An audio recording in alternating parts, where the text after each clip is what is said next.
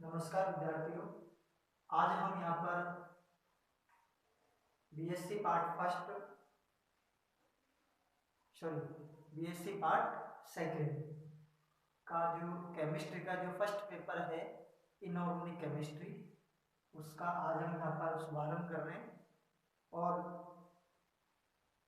आप लोगों को ये भी पता होना चाहिए कि जो केमिस्ट्री का पेपर है उसके 3 पार्ट्स होते हैं, जिसमें हमारा पहला पार्ट जो है यानी पहला जो पेपर होता है वो होता है इनऑर्गेनिक केमिस्ट्री। इनऑर्गेनिक केमिस्ट्री जिसे अपन बोलते हैं सामान्यतः अकार्बनिक रसायन।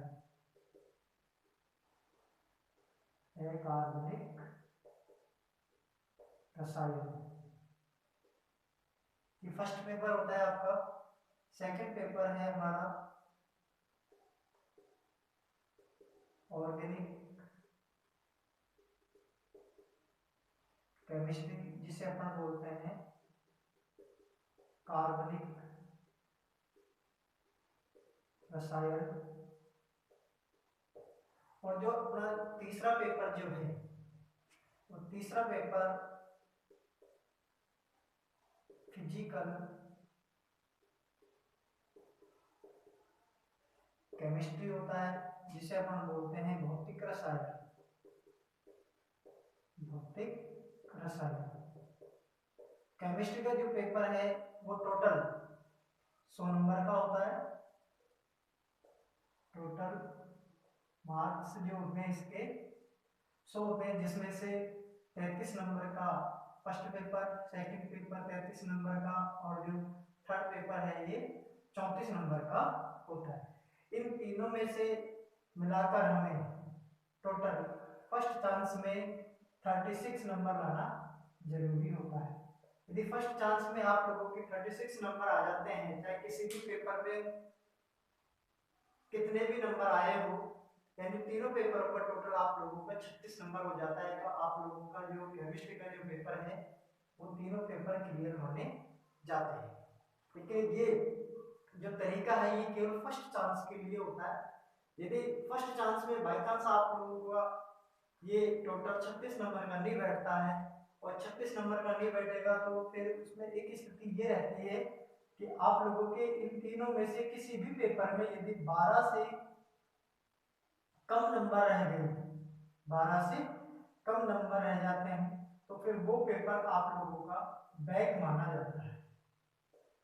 बैक पेपर माना जाता है। अगर उस पेपर को आपको नेक्स्ट जो सेकेंड ईयर के जो स्टूडेंट रहेंगे उनके साथ साथ उस पेपर को देना पड़ेगा। अब देखिए इसी क्रम में ये जो हमारा थर्ड पेपर है फिजिकल केमिस्ट्री का, ये अपन ने कंटिन्यू रख रखा है। अब यहाँ पर मैं आज जो फर्स्ट पेपर है इनऑर्गेनिक केमिस्ट्री का पेपर मैं आज यहाँ पर शुरू कर रहा हूँ। आई होप कि आप लोगों की ये अच्छा समझ में आएगा। मैं पूरी कोशिश करूंगा कि आप लोगों की इसमें जो भी कमियां रही हैं, सीनियर लेवल में भी ये अपना पेपर होता है और अपन इसमें जो यूनिट जो शुरू करेंगे वो आप लोगों की जो सीनियर क्लास में जो यूनिट है उसी यूनिट से हम इस पेपर की शुरुआत करते हैं। और बहुत अच्छा पेपर है ये, तो आप लोगों को इसमें किसी प्रकार की कोई प्रॉब्लम शो नहीं होगी। ठीक है, तो हम इस पेपर की शुरुआत करते हैं।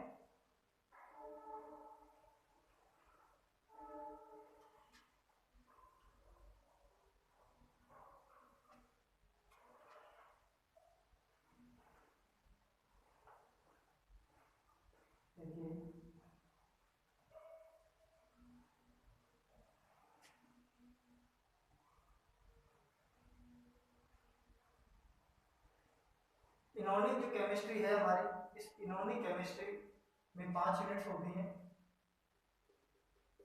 First, second unit, third unit, fourth और यूनिट फिफ्थ।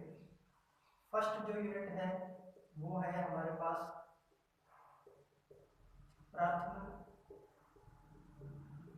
संक्रमण श्रेणी के तत्वों का रसायन।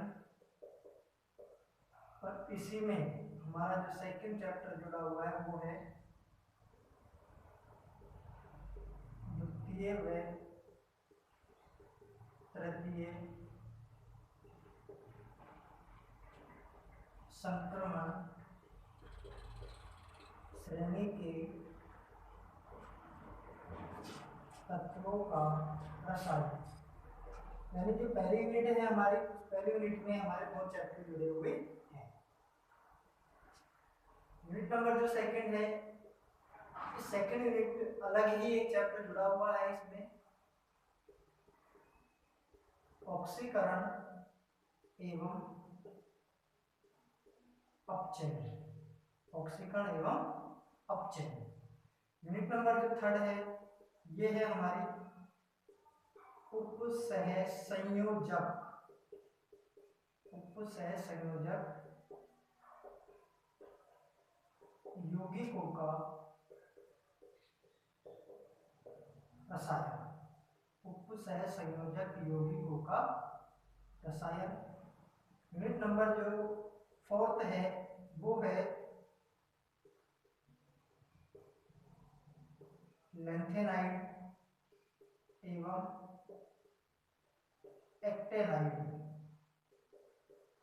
तत्वों का रसायन, लैंथेनाइड व एक्टेनाइड तत्वों का रसायन। और जो यूनिट नंबर हमारी जो फिफ्थ है, इस फिफ्थ यूनिट में है एक चैप्टर तो अम्ल व क्षार, और दूसरा जो चैप्टर जुड़ा हुआ है इसी में है हमारा अजलीय विलायक, अजलीय विलायक। तो देखो एक क्वेश्चन तो हमारा इसमें से आएगा और दूसरा क्वेश्चन आएगा इसमें से, और दो क्वेश्चन हो गए हमारे इसके, और यहाँ पर से भी दो क्वेश्चन, इधर से भी दो क्वेश्चन, और यहाँ से भी हमारे दो क्वेश्चन। तो क्वेश्चन हो गए हमारे पास, देखो एक इधर से आएगा, तो एक रे दो, दो चार, दो छह, दो आठ, दो 10, 10 क्वेश्चन हमारे सिलेबस में होते हैं। और इन 10 क्वेश्चनों में से हमें 5 क्वेश्चन करने पड़ते हैं। अब वो जो तरीका होता है वो एग्जाम पैटर्न के ऊपर डिपेंड करता है कि एग्जाम में हमारा जो सिलेबस पैटर्न होता है वो दो तरीके से आ सकता है। एक तरीका तो ये रहता है कि पर यूनिट में से कोई एक क्वेश्चन का चयन करते हुए हमें टोटल 5 क्वेश्चन करने हो, या फिर एक तरीका ये रहता है कि कोई से भी 5 क्वेश्चन करने हो। तो उस तरीके से जो पेपर में जो जिस तरीके से हमसे पूछा जाएगा उसी प्रकार से हम अपना आंसर देते हैं। अब इसी क्रम में देखो ये जो यूनिट्स है हमारी उपसहसंयोजक यौगिकों का रसायन, ये जो चैप्टर है आप लोगों के सीनियर में भी है, और ये चैप्टर आप लोगों के यहाँ BSc part second inorganic chemistry में भी है।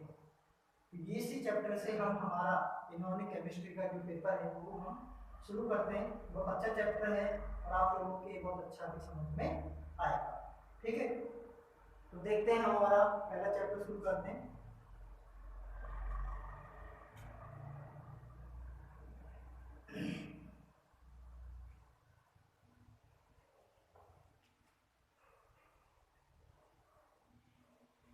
यानी ये यूनिट है हमारी यूनिट नंबर 3,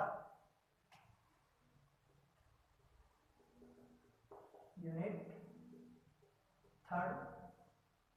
इधर लिख देते हैं अपन बीएससी पार्ट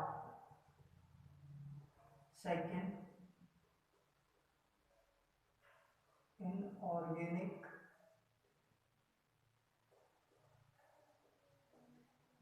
केमिस्ट्री। और यूनिट नंबर जो 3 है वो है हमारी कोऑर्डिनेशन केमिस्ट्री, उपसहसंयोजक रसायन या कोऑर्डिनेशन कंपाउंड। ठीक है, अब देखो यहाँ पर हम इस चैप्टर की जो शुरुआत करते हैं एक छोटे से शब्द से करते हैं। एक छोटा सा शब्द है हमारे पास बंध, बॉन्ड। तो हम यहाँ पर सबसे पहले यही देखते हैं कि बंध होता क्या है, बंध होता क्या है। तो सामान्यतः देखो हम ये कह सकते हैं कि बंध एक ऐसा आकर्षण है जो दो वस्तुओं को एक दूसरे से बांधे रखता है। तो हम यहाँ पर लिख देंगे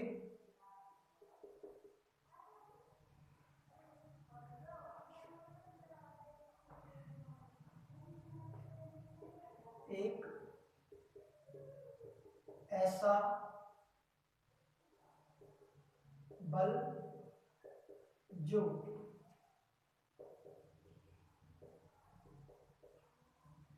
दो वस्तुओं को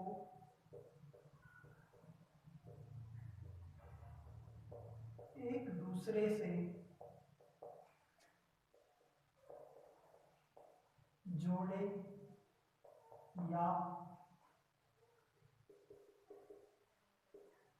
बांधे रखता है, बांधे रखता है, उसे हम बंध कहते हैं। उसे हम क्या कहते हैं, बंध कहते हैं। ठीक है। सेकंड में अपन लिखेंगे कि बंध एक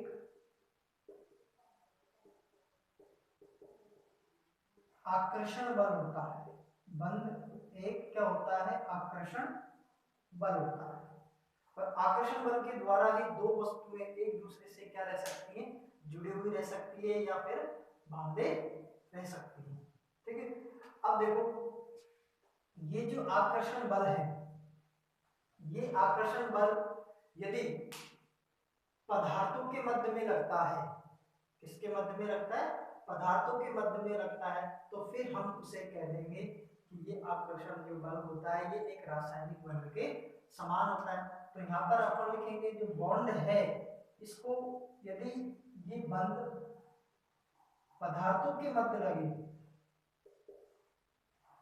पदार्थों के मध्य लगने वाला बल, पदार्थों के मध्य लगने वाला आकर्षण बल, आकर्षण, पदार्थों के मध्य लगने वाला आकर्षण बल रासायनिक बंध कहलाता है, रासायनिक बंध कहलाता है। अब ये जो पदार्थ होते हैं ये पदार्थ समान भी हो सकते हैं और असमान भी हो सकते हैं। तो यहाँ पर अपन डिफाइन कर देते हैं कि पदार्थ, दो समान पदार्थ भी हो सकते हैं और अपन यहाँ पर कह सकते हैं कि दो असमान पदार्थ भी हो सकते हैं, दो असमान पदार्थ भी हो सकते हैं। यानी दो समान या फिर दो असमान पदार्थों के मध्य लगने वाला आकर्षण बल क्या कहलाता है, रासायनिक बंध कहलाता है। अब इसको रासायनिक बंध अपन इसलिए कह सकते हैं क्योंकि जो रसायन होते हैं वो रसायन सामान्यतः क्या होते हैं, कोई ना कोई पदार्थ के रूप में होते हैं। तो पदार्थों के मध्य लगने वाला जो आकर्षण बल है वो रासायनिक बंध कहलाता है। अब देखिए कि ये रासायनिक जो बंध है ये मुख्यतः 6 प्रकार का होता है। या यूं कहें कि जो आकर्षण जो बल है ये मुख्यतः कितने प्रकार का होता है, 6 प्रकार का होता है। तो यहाँ पर लिख देंगे अपन रासायनिक बंध या आकर्षण बल कितने प्रकार का हो जाएगा, 6 प्रकार का। फर्स्ट प्रकार इसका है हमारा आयनिक बंध के रूप में। दूसरा प्रकार है हमारा सह संयोजक बंध के रूप में। तीसरा है उप सह संयोजक, उप सह संयोजक बंध के रूप में। चौथा है हाइड्रोजन बंध के रूप में, पांचवा है वान डेर वाल बंध के रूप में, और छठा है हमारा धात्विक बंध के रूप में। तो ये जो आकर्षण जो बल है ये मुख्यतः यदि बंध के आधार पर देखते हैं तो ये 6 प्रकार का, ठीक है। अब जो आयनिक बंध है, सामान्यतः कि जो हम आवर्त सारणी पढ़ते हैं उस आवर्त सारणी में हम 3 प्रकार के तत्वों का अध्ययन करते हैं, धातु, अधातु और उपधातु, धातु, अधातु और उपधातु।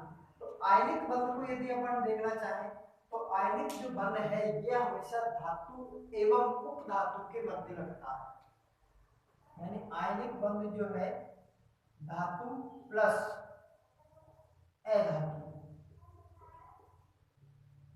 धातु प्लस अधातु के मध्य बनता है। सहसंयोजक जो बंध है ये अधातु प्लस अधातु के मध्य बनता है, ठीक है। और उपसहसंयोजक जो बंध है ये सामान्यतः सहसंयोजक बंध का ही प्रकार माना जाता है, इसलिए इसको भी अपन कह सकते हैं कि ये भी अधातु प्लस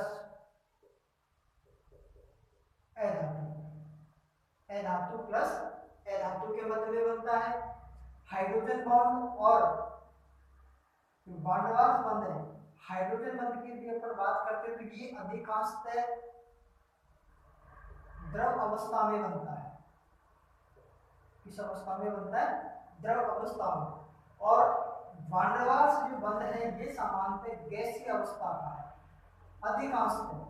अधिकांशतः गैसीय अवस्था में रहता है, ठीक है। और धात्विक जो बंध है ये अधिकांशतः ठोस अवस्था का है।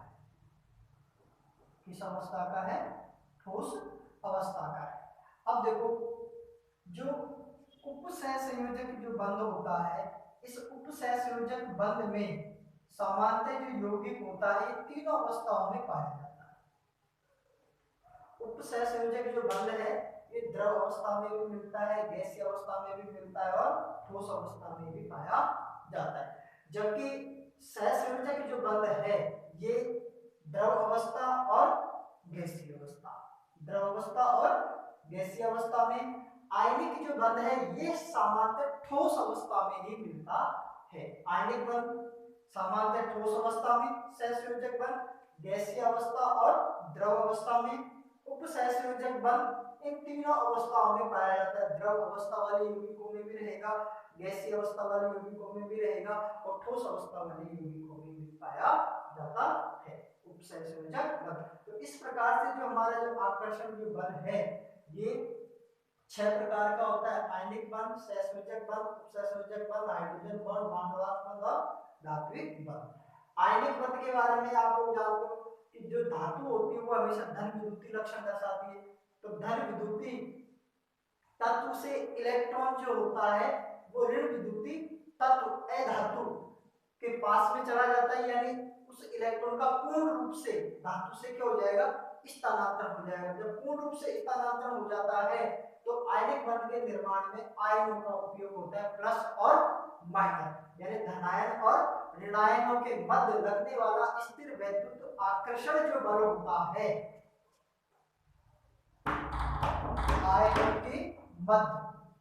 आयनों के मध्य लगने वाला स्थिर वैद्युत आकर्षण, स्थिर वैद्युत आकर्षण बल को हम क्या कह देते हैं?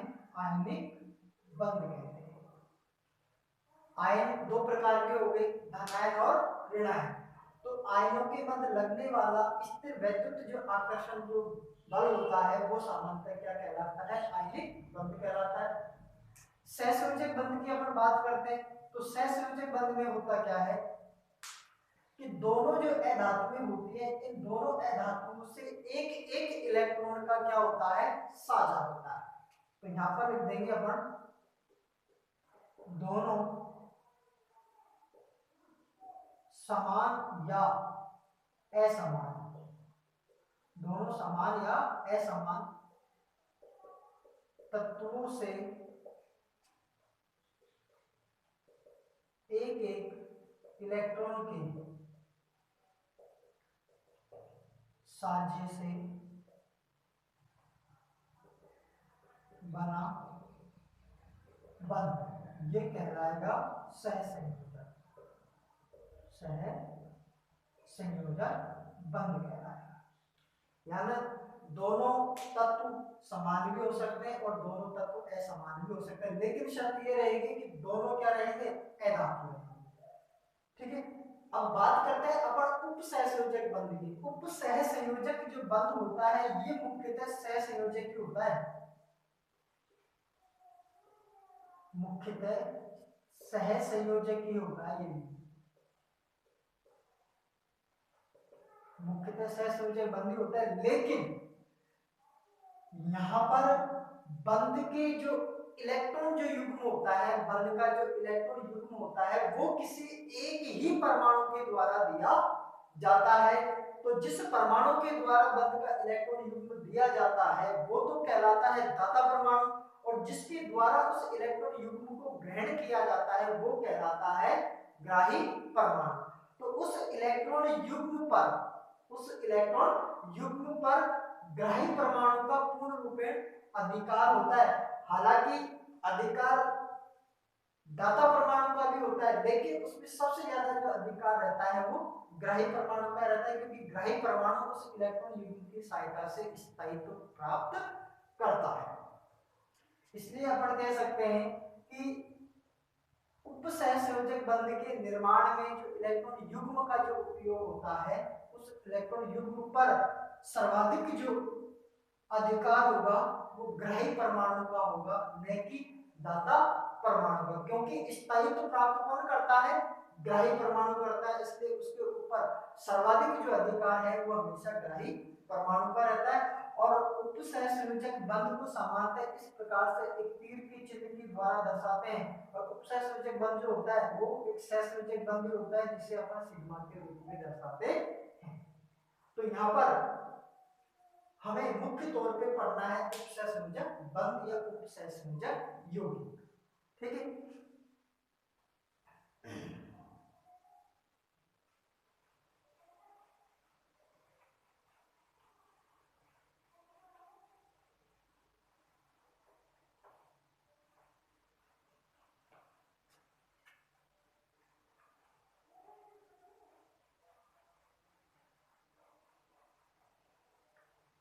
अब हम यहाँ पर डेफिनेशन लिखते हैं उपसहसंयोजक बंध, यानी कोऑर्डिनेटर बॉन्ड।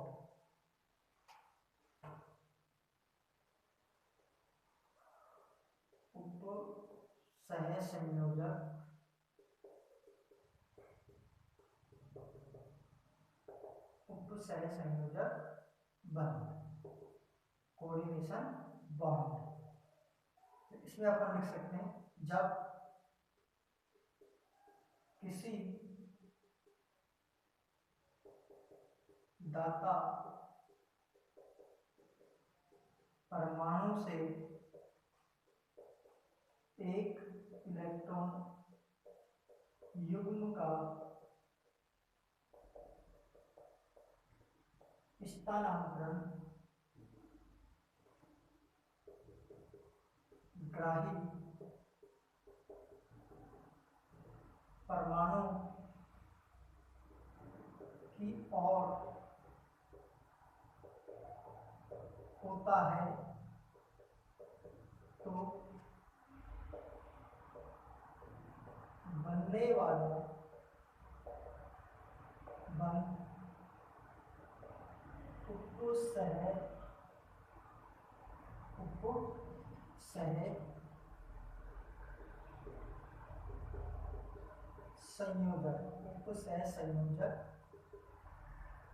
बंध कहलाता है, उपसहसंयोजक बंध कहलाता है। ठीक है, फिर लिख देंगे उपसहसंयोजक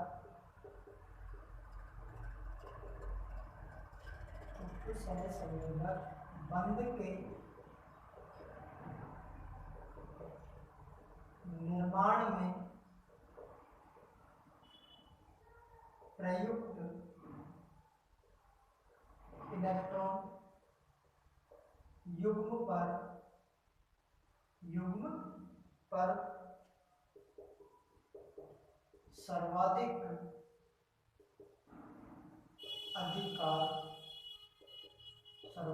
अधिकार ग्राही परमाणु का होता है, क्योंकि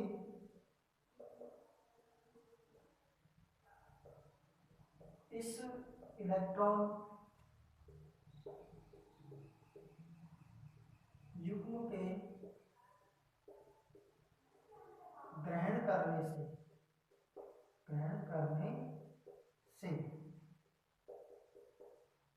ग्राही परमाणु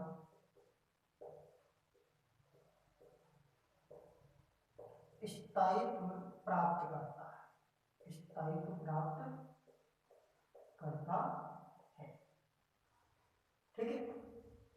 उपसंयोजक बंध के निर्माण में प्रयुक्त जो इलेक्ट्रॉन युग्म होता है उसमें सर्वाधिक अधिकार होता है ग्राही परमाणु का, क्योंकि इस इलेक्ट्रॉन युग्म के ग्रहण करने से जो ग्राही परमाणु है वो क्या कर लेता है, स्थायित्व प्रदान या स्थायित्व प्राप्त कर लेता है। अब देखो यहाँ पर उपसंयोजक बंध के निर्माण की दो शर्तें होती हैं, यहाँ पर अपन शर्तें लिखते हैं। उपसंयोजक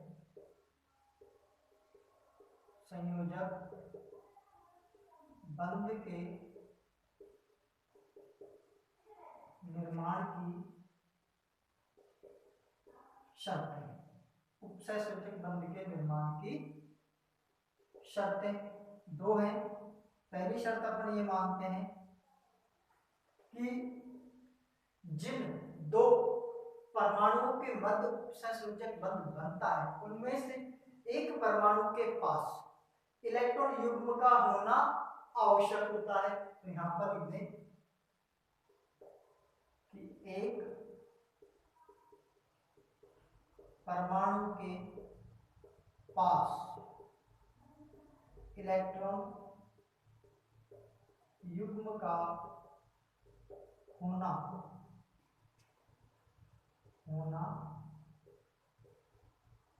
आवश्यक होता है,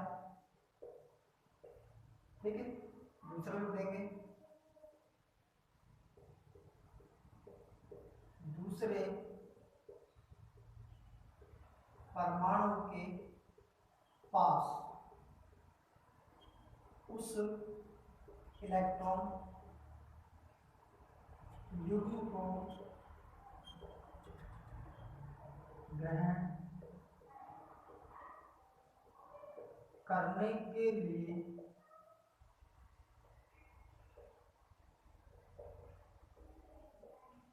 आवश्यक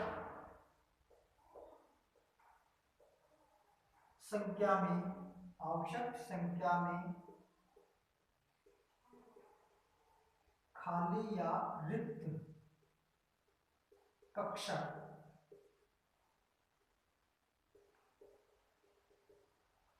उपलब्ध होने चाहिए।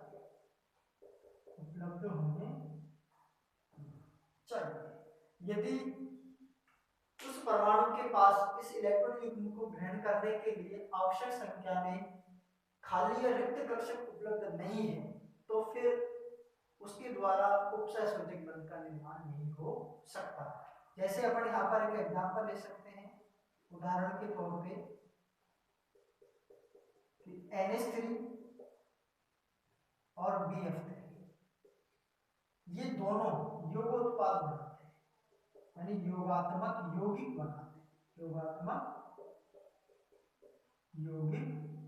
हैं। अब ये योगात्मक जो यौगिक बनता है ये उपसंयोजक बंध की सहायता से ही बनता है। देखो नाइट्रोजन है हमारे पास, तो नाइट्रोजन का परमाणु क्रमांक होता है 7, तो इसका इलेक्ट्रॉनिक विन्यास लिखते हैं अपन 1s2 2s2 और 2p3, यानी इसका जो बाह्यतम कोश है उस बाह्यतम कोश में इलेक्ट्रॉन्स कितने हो गए, 5 इलेक्ट्रॉन बाह्यतम कोश में।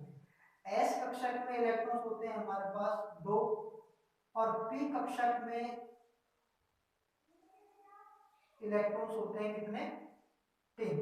यानी p यहाँ पर इस तरीके से जब हम देखते हैं तो ये क्या है कोष है, कोष में कक्षक होते हैं, कोष में क्या होते हैं कक्षक होते हैं। तो ये तो हो गया हमारे पास s, ये हो गया px py pz। तो यहाँ पर 3 हो गए, देखो 1 2 3। हुंडी का अधिकतम बहुलकता का नियम क्या कहता है कि पहले इलेक्ट्रॉन्स एक एक भरे जाते हैं, पहले इलेक्ट्रॉन्स एक एक भरे जाते हैं, उसके बाद में इलेक्ट्रॉनों का क्या होता है युग्मन होता है। तो ये हो गई इसकी हमारे पास जीएस ग्राउंड स्टेट। अब देखो दूसरा है परमाणु हमारे पास बोरॉन। बोरॉन का परमाणु क्रमांक होता है 5, तो 1s2 2s2 और 2p1, यानी इसके बाह्यतम कोष में इलेक्ट्रॉन्स हो गए हमारे पास 3। कितने हो गए 3। अब देखो यहाँ पर ये जो तीनों इलेक्ट्रॉन्स हैं ये तो 3 हाइड्रोजन के साथ साथ बॉन्ड बना देंगे, 1h1 1h1 और 1h1 ये इलेक्ट्रॉन्स हैं। तो ये तो इसके साथ साथ बॉन्ड बना लेंगे और 3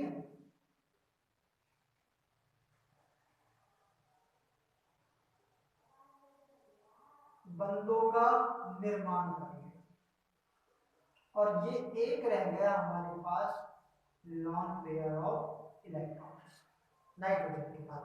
इसी तरीके से देखो बोरॉन के पास भी यहाँ पर कितने,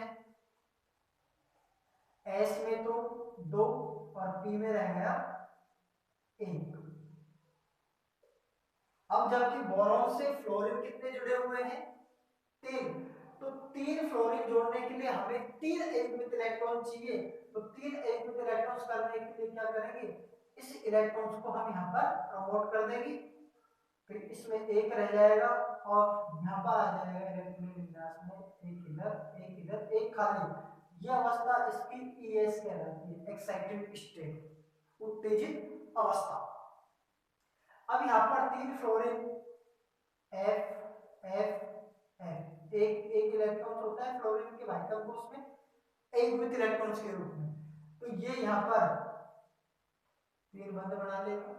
अब इसके पास में देखो एक कक्षक खाली रह गया, यानी 3 फ्लोरीन जुड़ गए इसके पास। और अब इस बोरॉन के पास में ये एक कक्षक क्या रह गया खाली रह गया। तो ये जो बोरॉन है इस नाइट्रोजन के एकाकी इलेक्ट्रॉन युग्म को क्या कर लेता है ग्रहण कर लेता है। तो ग्रहण करने पर इनके बीच में एक बंध बन जाता है, इस बंध को अपन कहेंगे उपसह संयोजक बंध। उपसह संयोजक बंध। अब ये जो उपसह संयोजक बंध होता है इसको सामान्यतः इस प्रकार से तीर के निशान के द्वारा दर्शा सकते हैं। ये तीर का जो निशान है ये हमेशा दाता से ग्राही परमाणु की ओर लगाया जाता है, यानी इस प्रकार से H3N तीर का निशान BF3 इस प्रकार से इसे लिखा जाता है। अब ये जो यौगिक बनता है हमारे पास H3N BF3 ये एक योगात्मक यौगिक है। ऐसा यौगिक होता है योगात्मक यौगिक माना जाता है।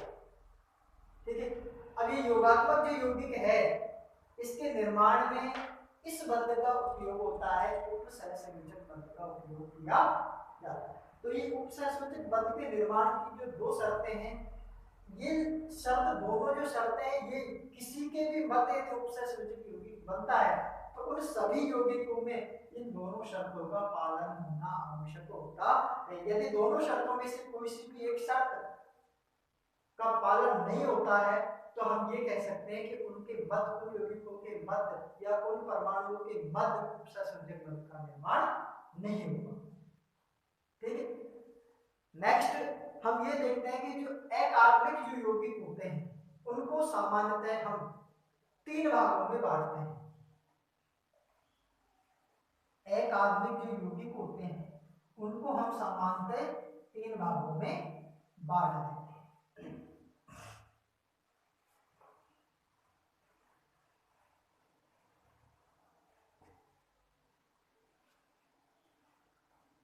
देखिए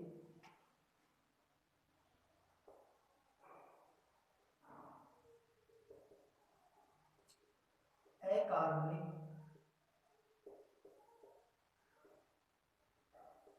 यौगिक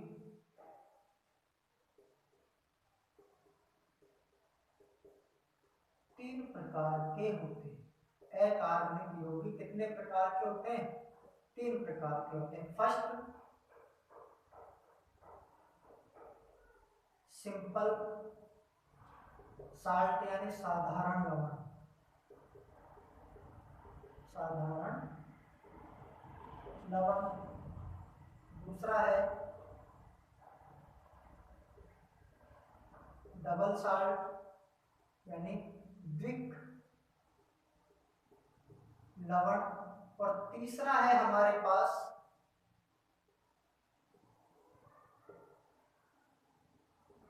कोऑर्डिनेशन कंपाउंड या कॉम्प्लेक्स कंपाउंड। कॉम्प्लेक्स कंपाउंड यानी जटिल यौगिक, जटिल यौगिक या उपसहसंयोजक यौगिक या semi polar compound. Semi polar compound, अर्धध्रुवीय यौगिक। कहने का मतलब ये है कि जो सेमी पोलर कंपाउंड है या फिर इसे कहें हम सेमी पोलर बॉन्ड, यानी सेमी पोलर जो बॉन्ड होता है ये सामान्यतः कौन सा बॉन्ड होता है? Coordination bond. कोऑर्डिनेट बॉन्ड को ही हम क्या बोलते हैं? अर्धध्रुवीय बंध भी इसे कहा जाता है, कोऑर्डिनेशन बॉन्ड। तो अब हमारे पास यहाँ पर अकार्बनिक जो यौगिक हैं ये सामान्यतः तीन प्रकार के होते हैं। सिंपल साल्ट साधारण लवण, डबल साल्ट द्विक लवण, कोऑर्डिनेशन कंपाउंड या कॉम्प्लेक्स कंपाउंड, इसको अपन सामान्यतः जटिल यौगिक बोलते हैं। और इन्हीं यौगिकों को अपन सेमी पोलर कंपाउंड या सेमी पोलर बॉन्ड या कोऑर्डिनेशन बॉन्ड के नाम से भी जानते हैं। तो इसमें हम सबसे पहले लेते हैं simple salt. Simple salt, simple salt में देखो जब एक अम्ल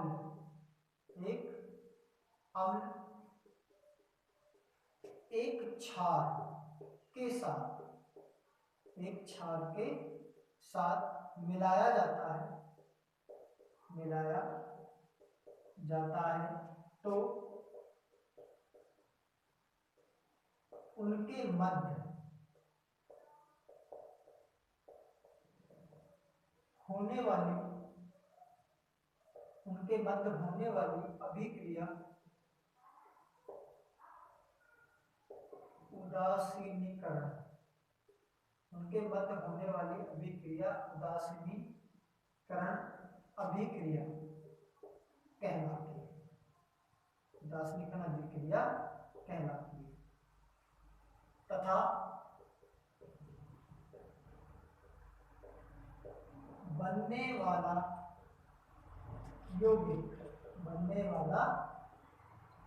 यौगिक साधारण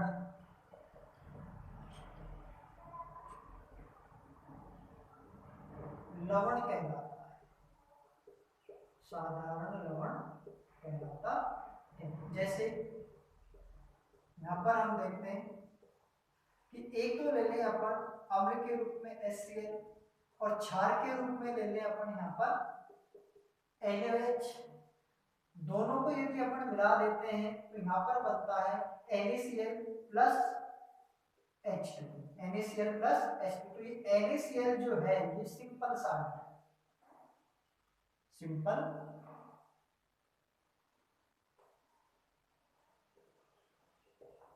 साल्ट। सिंपल साल्ट इसको इसलिए कहा जाता है कि जब इस सिंपल साल्ट को अपन जल में घोल देते हैं, जब इस सिंपल साल्ट को अपन किस में घोल देते हैं? जल में। यानी जब इसका अपन जलीय विलयन बनाते हैं तो तो जलीय विलयन में ये जो सिंपल साल्ट है ये आयनों में टूट जाता है, Na+ और Cl- में टूट जाता है, और फिर वो सिंपल साल्ट का जो जलीय विलयन है वो Na+ और Cl- आयनों का क्या करता है, स्वतंत्र परीक्षण लेता है, स्वतंत्र परीक्षण देता है।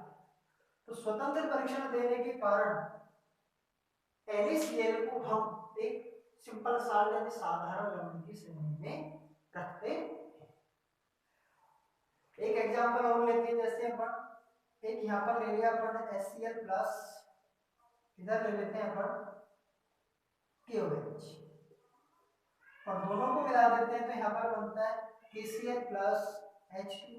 अब इसको भी यदि अपन जब में मिलाते हैं तो ये भी क्या करेगा, K+ और Cl- में टूटेगा, और फिर इसका जलीय विलयन K+ का और Cl- का स्वतंत्र रूप से परीक्षण दे देता है। तो इस आधार पर अपन यहाँ पर जो सिंपल साल्ट है साधारण लवण के बारे में यहाँ पर अपन इस प्रकार से ध्यान में रख सकते हैं। इसके बाद में जो हमारा नेक्स्ट है टॉपिक वो है डबल साल्ट का और कॉम्प्लेक्स कंपाउंड का, तो उसको हम नेक्स्ट वीडियो में देखेंगे। तब तक के लिए आप लोग इतना ही पढ़िए,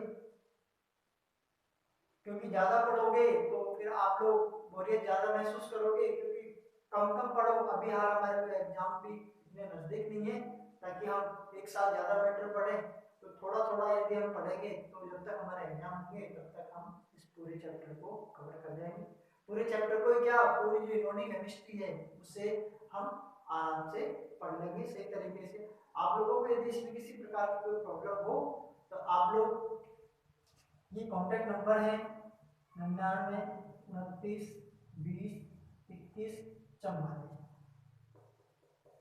आप इसे ऐड कर सकते हो, और जहां पर भी आप लोगों को प्रॉब्लम आए तो उस पर आपकी प्रॉब्लम को मैसेज के रूप में आप लोग मेरे पास भेज सकते हो, आप लोगों को उसका सॉल्यूशन तैयार मिलेगा। थैंक यू, धन्यवाद।